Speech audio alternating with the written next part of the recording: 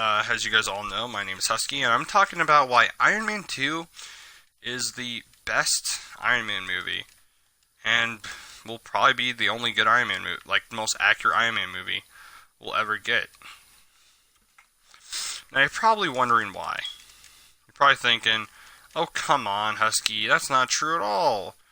But think about it. Robert Downey Jr. is technically no longer in the MCU.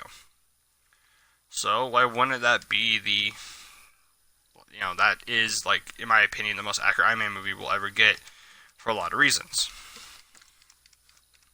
Such as, we get to see his alcoholism. Now, before we get fully into this, I kind of want to talk about this, but, Iron Man 2, I still remember when I watched it as a kid. My grandma used to take me to see, like, all the Marvel movies and stuff. Like, anytime I wanted to see, a Marvel movie, she would usually take me to go see it when I was younger. So I got to see a good amount of movies when I was younger because of her, and she's an awesome lady. But I still remember where I saw it at too, the Krikorian, down in San Bernardino, and it was just I don't know what it was, but it's like the first Marvel movie I remember seeing in theaters too, and it was just completely amazing. And that's why I want to talk about this movie. I've been rewatching. If you're a virgin, you bought Disney Plus because Marvel and Star Wars. Are you fucking kidding me? And you're probably rewatching a lot of the MCU movies. You're probably rewatching the original Star Wars trilogy, which I am. Also, I'm gonna try to do my best not to swear in this video, as I made a deal with Stone. If I am swearing and I don't notice it, well, too bad. What's so,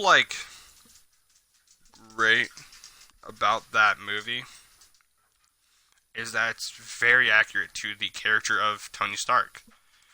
In the comics, he is a young genius mind who lets his alcoholism, kind of take over his life. His alcoholism is so bad in the comics to where there are many moments where people have to take over the Iron Man suit for him. And just think about how bad that is. He made this suit, so he could help people and do all this stuff. But at the end of the day, there are just some people who have to be Iron Man for him. That's really bad. Anyway,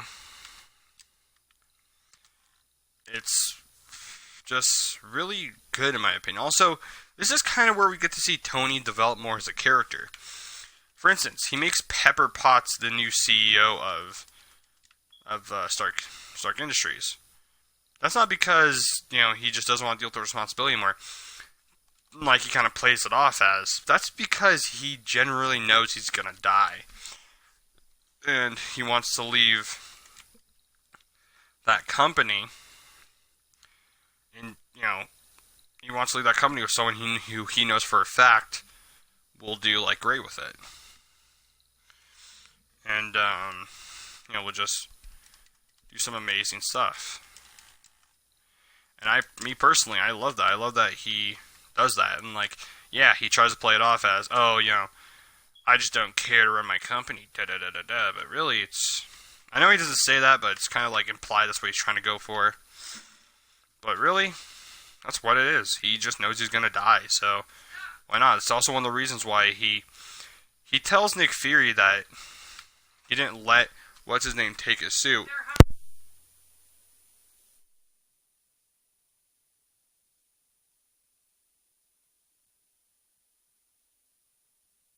Sorry, I had an interruption. But, no, he also tells Nick Fury that he didn't let Rhodey take his suit. He just took it. But he also doesn't say that he stopped him, or that he tried to stop him. Why wouldn't he leave the suit and stuff with his best friend, a guy who he knows is probably more responsible than him to, even be a superhero? And I think that's just a really good thing in the movie.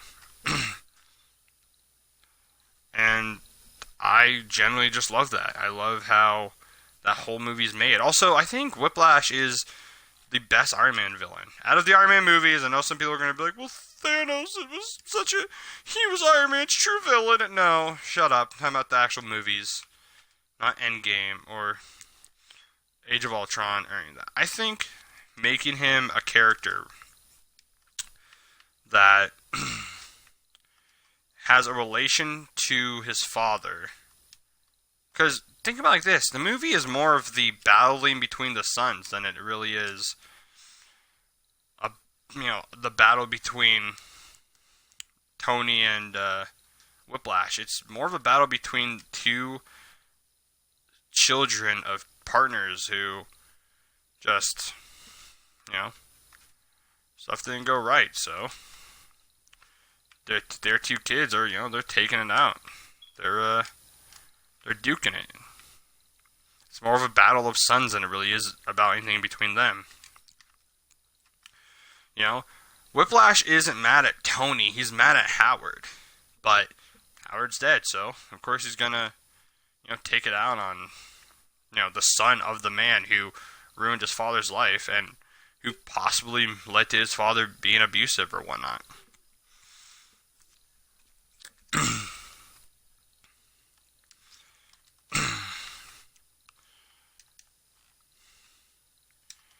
Anyway, I really do believe Iron Man 2 is the best Iron Man movie. And,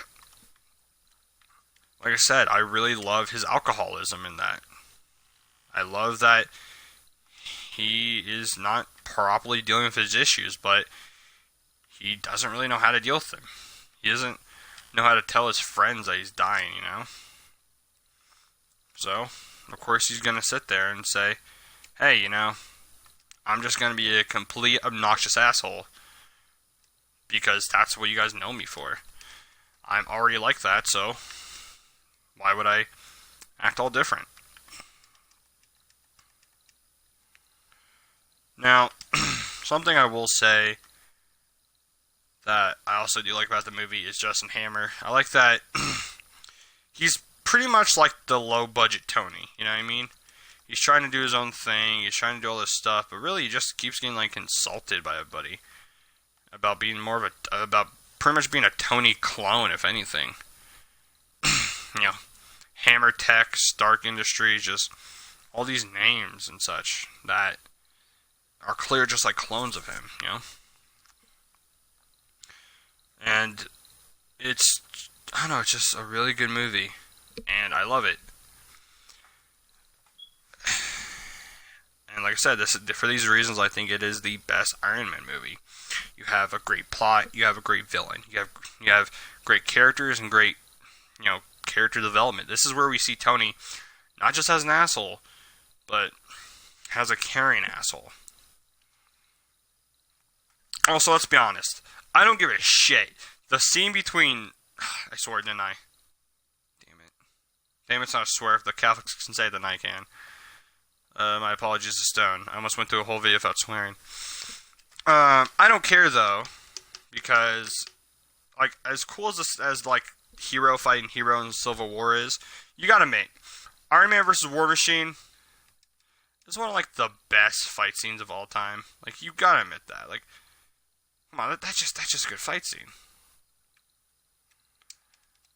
That is just awesome. I love that, fight scene so much. Plus, come on, the music, just great. Anyway, I try to make this a short video. It's about 9 minutes to 10 minutes.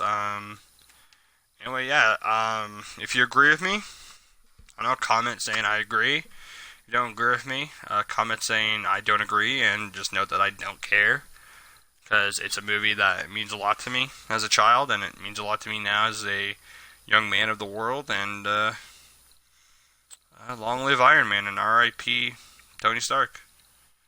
Or as any OG Iron Man, not any OG Iron Man fan, but as any OG Marvel fan would say, Tony Stank. R.I.P. Stan as well. And yeah, that's the end of the video.